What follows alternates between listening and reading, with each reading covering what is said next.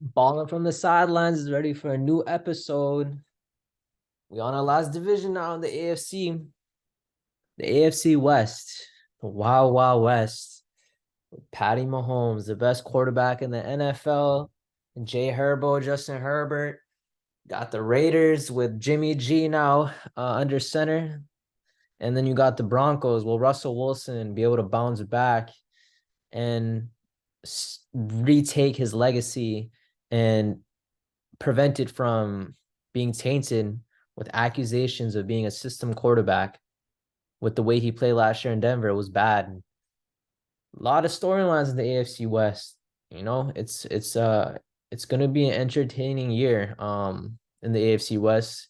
Probably gonna be a lot of primetime games. I haven't looked at the schedule, but you got Mahomes, Jay Herbo, the Raiders with Devontae Adams, and the Broncos are Russell Wilson. It's gonna be all eyes on Russell Wilson this year with Sean Payton. Is Russell Wilson gonna be able to save his legacy, or is his legacy gonna go down as a guy who benefited from playing with Pete Carroll, a system quarterback, those types of accusations before he had to overcome the allegations of him being a game manager who rode off of a good defense and won because of his defense and a beast running game in Marshawn Lynch. But he was able to kind of rewrite it in a fair amount. He had some beast passing years to the point where he was a top three passer in the league some years, top three, top five. He buried those storylines of him not being able to sling the football 30, 40 times a game for, get rack up to close to 5,000 yards, 300 games on the regular. He ditched that narrative. I mean, in my opinion, he never ditched the narrative him not being of him, winning because of his defense. Because once his defense went from number one to just to top 10, which is still pretty good, he never reached another Super Bowl. I don't even think he never reached another NFC title game either. The last NFC title game he reached was the NFC title game that he played in 2014, and when he eventually lost in the Super Bowl, throwing that game-losing interception to Malcolm Butler.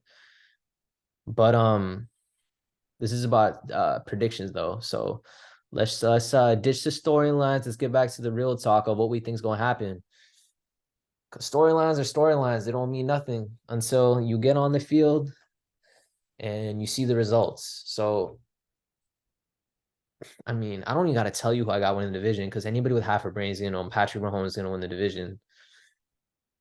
No question about it. Zero debate. I bet my whole life on if I was a betting man. I bet a whole stack or all my bank account if I could make money off of it. But I don't bet because I'm not a betting man. I stay good to those good moral, ethical values. The question is, what seed are the Chiefs going to be? They're usually always a first seed or second seed, but this year I got him losing out on well, now only the number one seed gets the first week bye, but I don't even got him getting a number two seed. I got them getting the third seed, you know? And the reason why I got him getting reason why I have him getting the third seed is because of Patrick Mahomes and Patrick Mahomes only. Nothing else about this team impresses me. Only Patrick Mahomes and Andy Reid, and Andy Reid's on the football field, is he? So Patrick Mahomes, the only guy in is the only reason why I got them making the playoffs. Let's look at their offense, man. Like Isaiah Pacheco, he's good. That guy can fly. He got turbo legs, but I don't see him being, a Pro Bowl running back this year. I don't. Kansas City in general, like they've never, ever since Jamal Charles fell off, which is way before Mahomes' time, they haven't had a good running back. They've had serviceable guys running back by committees, Edwards, Hilaire, all them boys and stuff like that. Kareem Hunt. They're not it. They're decent. They're mediocre running backs, and Isaiah Pacheco is better than that. He's better than that. He's gonna probably get 1,000 yards this year. He's not a very good pass catcher though, which is a segue into what I'm trying to get at. This receiving core, man. This Chiefs receiving core is bad. It's bad. Kadarius Toney, Marquez Valdez Scantling, who's a guy that we always hear his name about like, oh, this year he's gonna break out, this, that, and the third, but it's never happened. He reminds me of a lot of Juju Smith. I mean, he always gets mentioned a lot with fantasy rankings, this, that, getting touchdowns and stuff like that. I mean, he's a decent red zone target, but he's not it either. Sky Moore, I don't know what to expect from him. I mean, he's probably going to end up being their best receiver, given the fact that Mahomes just loves targeting his tight end, his slot receiver, sorry.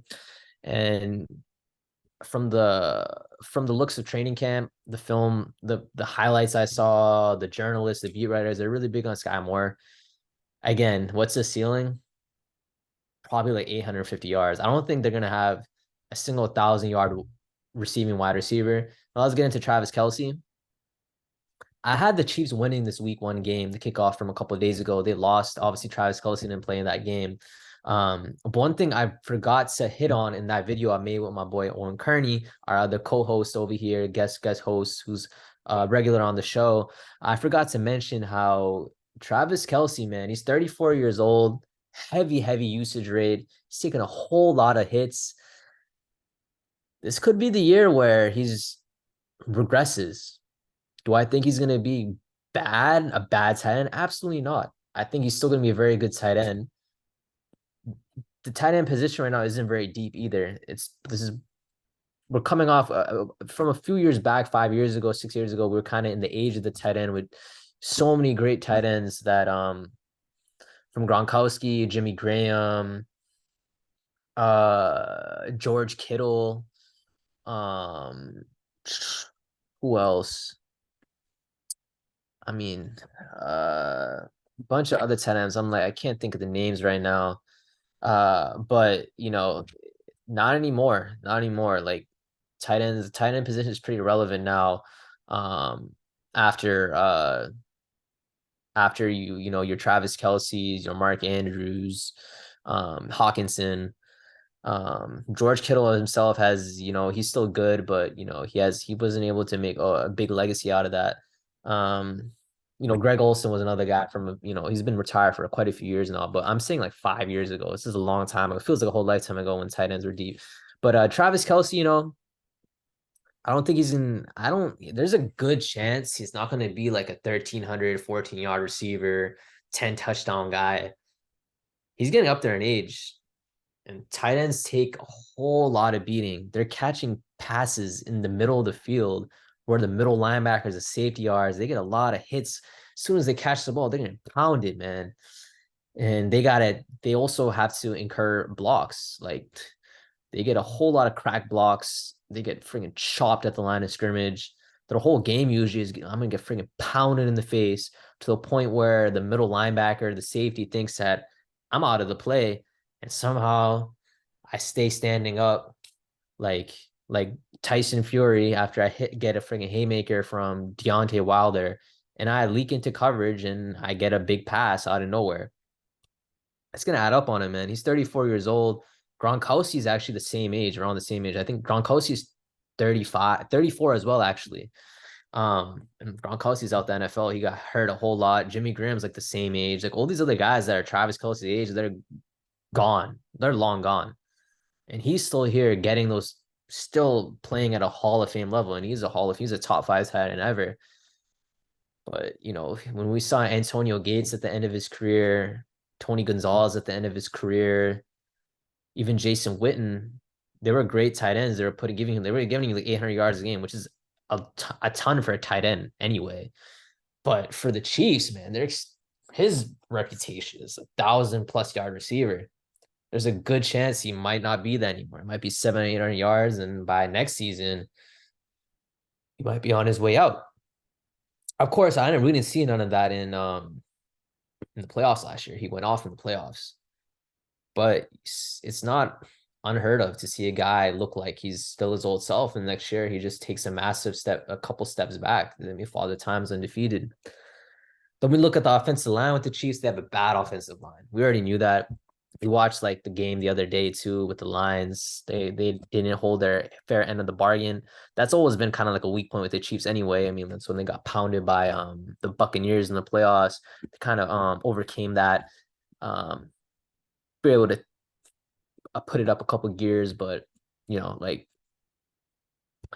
they've never had a great offensive line, and given the fact that they have a terrible receiving core, god awful receiving core, um, and Travis Kelce, age could be a problem. Last year, Travis Kelce was obviously Travis Kelce, 1,400 yards. Like, I don't know, but I don't know about the yards. It was well over 1,000 yards. I don't know at the top of my head. And Mahomes did his thing. Mahomes slaying the rock, and I still think he's gonna probably pass. He's still gonna pass like 4,400 yards, something like that, something crazy. He's gonna pass for like over 4,000 yards, but it's gonna catch up to him. I mean, it's not gonna catch up to him. It's gonna catch up to his team. Like, second year in a row of having a trash receiving core. Travis Kelce's older now. The running backs he has a better running back production this year, but again, it's not gonna be enough to carry the load. And in general, Patrick Holmes hasn't. It's not a running back friendly system. It's not like the Andy Reid systems we saw in Philly. Ever since he's been in Kansas City and Jamal Charles just fell off, Mahomes in general, they just live by his arm and they always win by it. So why not live by his arm? But it's just a bad receiving core. That's why I got him getting the third seed. And then we look at the defense. That's another thing. I think this is the worst defense Patrick Mahomes has ever played with. You got a Chris Jones who's in a contract holdout. Who knows when he's going to be back? You know, it's up in the air.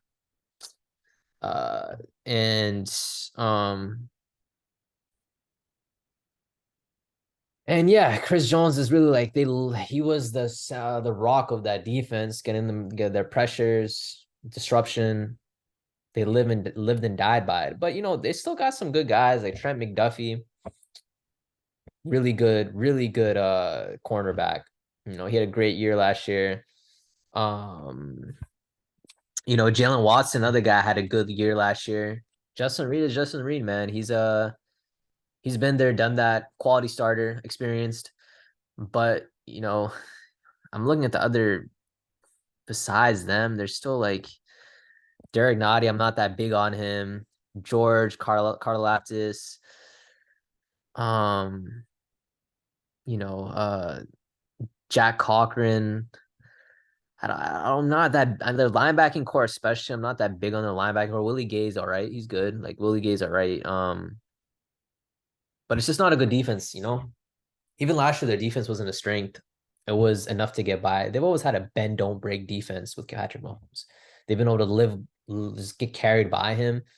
But like I said before, he did the impossible last year, but you can't expect him to win the Super. You can't expect him to the team to succeed at the way they succeeded last year with a bad receiving core, bad offensive line, a decent defense, but not a very good defense, and you take Chris Jones out the equation.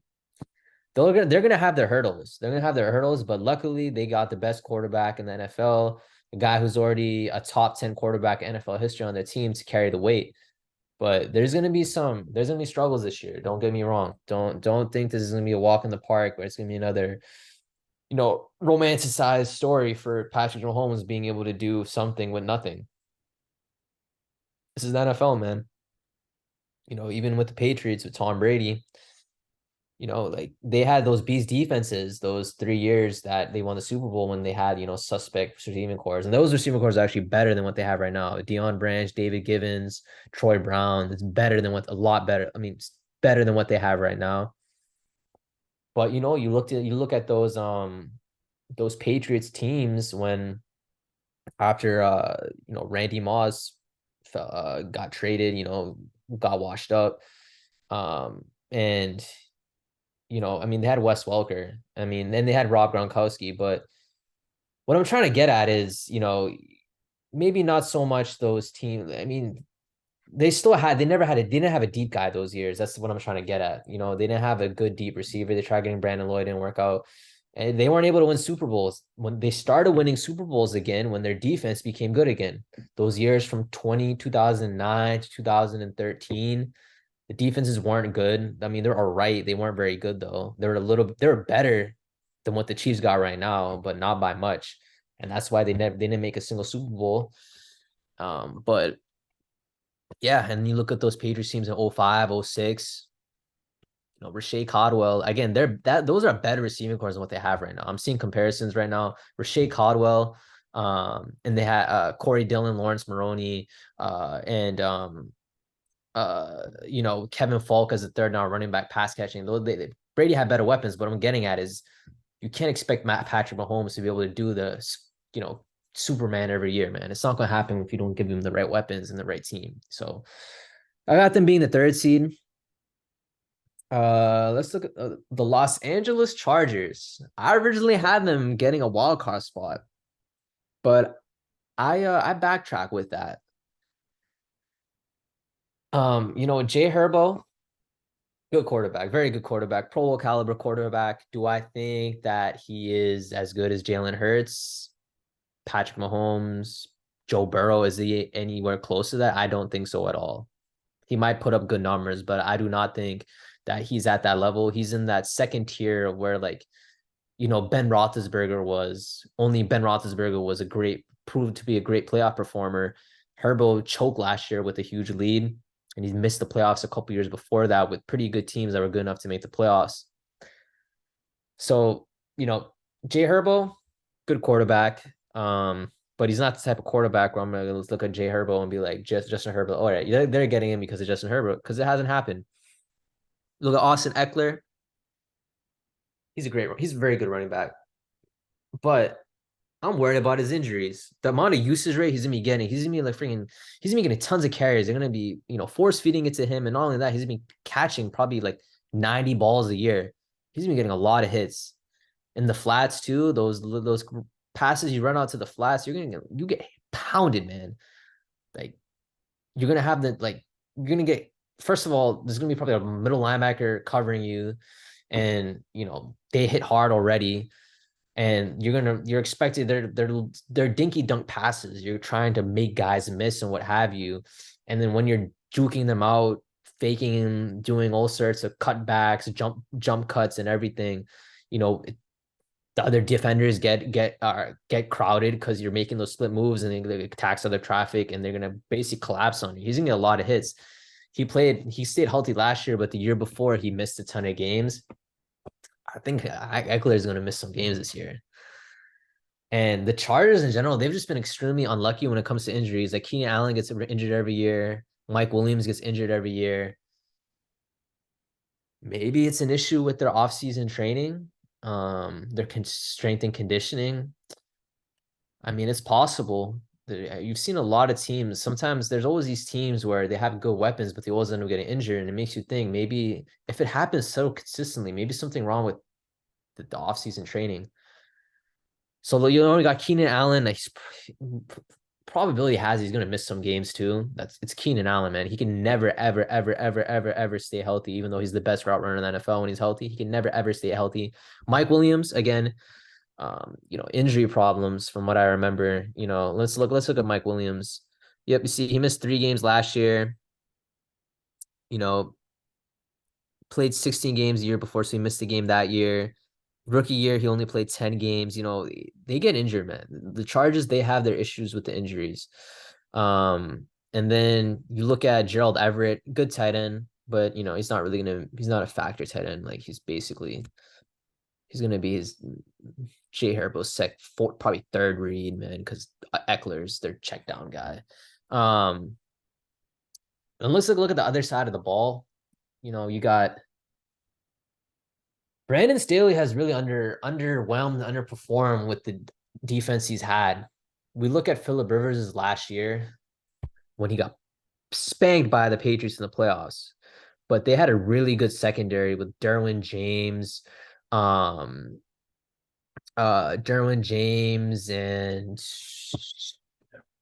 drawing blanks on their names, man. But they had Casey Hayward.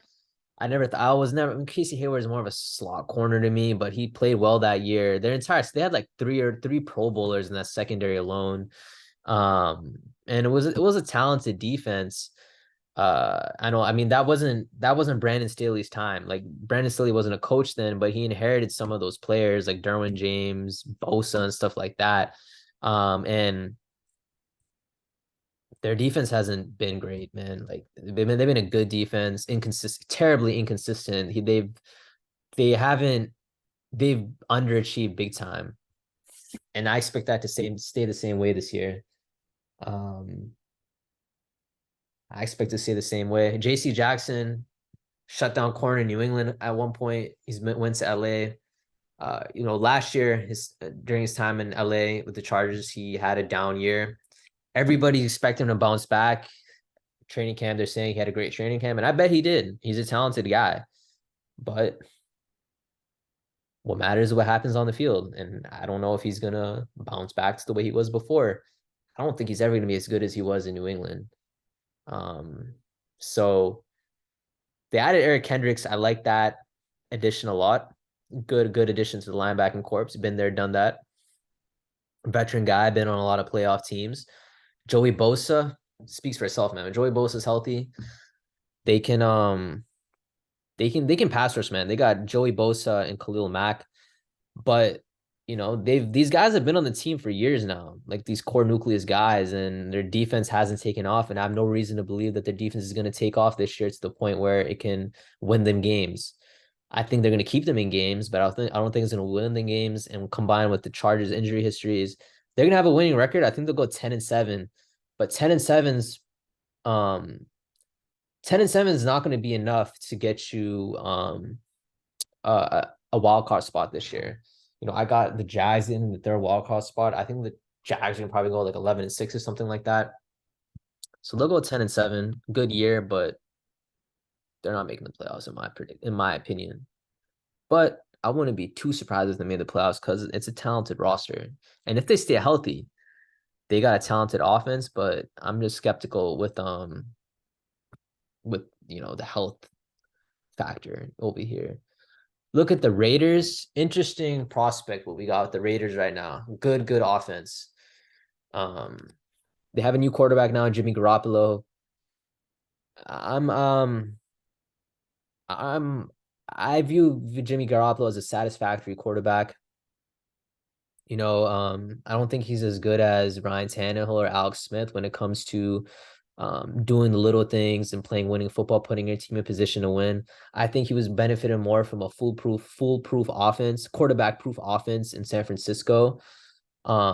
Whereas with Alex Smith and Ryan Tannehill, they had a lot of turnover, like a lot of change in supporting cast, and but they still I think I ranked them as better um quarterbacks when better smart not unsexy quarterbacks that play winning football. But Jimmy Garoppolo can still get you ball games. He's still a respectable quarterback. Definitely top 12, top 14. He could even sneak in as a top 10 guy. He has in the past, in my opinion. But they got Devontae Adams as well. So you already know they're gonna force feed Devontae Adams.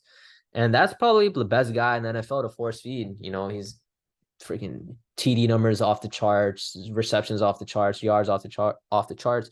Josh Jacobs, he's coming off a very good year. The Raiders are gonna be respectable too. Like they're gonna have I think they're gonna have another winning record, like 9-8, something like that. So the Chargers and the Raiders, they're gonna be tough wins for the Chiefs. I think the Chiefs are gonna have like, let's see, they got 6 division games. I think they'll go like they could go 3-3 against their division, like 4-2, 3-3. Like they're all the division games will be competitive between the Chargers and the Raiders, I think. Then you make your way into the the Broncos. And what I'm noticing a lot too is with some of these offenses that have a lot of weapons is that their defenses are suspect except for the pass rush. Like this is the case with the Raiders. They have a really good pass rush with Max Crosby, Chandler Jones, but outside of that, their defense got a lot of holes. Similar with with the Jaguars, similar story. Same thing with with some other teams in my predictions as well. But let's look at the Broncos adding Sean Payton. Sean Payton is Sean Payton. And what do I mean by that? He's a offensive genius, one of the greatest offensive minds ever. Um, did he benefit a whole lot from Drew Brees? Yeah. Like Drew Brees is a top 5 quarterback in NFL history. But once I saw what he was able to do with Jameis Winston, Teddy Bridgewater, win a bunch of games, put safety valves in the offense for them to play it out, bring out the best in them. I realized, Sean Payton he's a good offensive minded coach, but he's defensive illiterate and he's situational football illiterate. He's an overrated coach. Bottom line, he's an overrated coach. He's not as good as Mike McCarthy, no matter how many people scream and want to apologize for Aaron Rodgers' shortcomings in the playoffs. Mike McCarthy was more consistent. He got his franchise top Hall of Fame quarterback to the playoffs every year. Their defenses were much better consistently than the Packers. And he was able to he was a better situational quarterback to the point where, they weren't blowing games. You look at if you combine the amount of game winning drives the Saints defenses gave up with Drew Brees during Sean Payton's tenure, it is more than if you combine the amount of game winning drives Tom Brady's, Aaron Rodgers, and Peyton Manning's defenses gave up in their careers combined. You combine all those 3 quarterbacks, Hall of Fame quarterbacks, defenses, the amount of game-winning drives they gave up, it is still less than the amount that Drew Brees' teams gave up. Sean Payton is a defensive illiterate coach. He is not good at improving the weaknesses either. The defense, there was a bunch of holes in the weak defense for a long time. He was never able to fix that. Look at the run game. They never really had a really good bell cow running back. He never had you compare to Aaron Rodgers. I don't know, this is off topic, but he never had someone as good as Eddie Lacy or Ryan Grant or an Aaron Jones. Alvin Kamara's never rushed for 1,000 yards in a season, and he kept thinking he could be that type of running back, but he wasn't. But it's gonna help it's gonna help Russell Wilson. I think he's gonna be a little bit better than he was last year, but not by enough to the point where they're probably gonna be, I'd say 8 and 9, something like that. This is a pretty good division in the sense that there's no scrub teams because the Broncos they have a good defense. They were 8th or 9th in the NFL. They're not an overpowering defense by any means, but they kept the the Broncos in a lot of games, and I expect that to still be the case. Because their secondary, man, Patrick Surtain was a top 5 cornerback last year, and they still got Justin Simmons, Kareem Jackson. The secondary is certified. You got Jonathan Harris. They got the Broncos got Alex Singleton, Randy Gregory. I already talked about their secondary, which is certified. They have a really good secondary. But I don't think this is basically the same exact defense that they had last year. And it wasn't enough to get them into the playoffs. And I don't expect the Broncos to improve enough on the other side of the football for them to be able to make the playoffs in the division, playing against Patrick Mahomes, Jay Herbo, Austin Eckler, Keenan Allen, Mike Williams, and even with the Raiders with Devontae Adams, Josh Jacobs, Hunter Renfrow. All those guys is just too much offensive firepower, and they're not a top 3, top 5 defense. They're top 10, which is very different.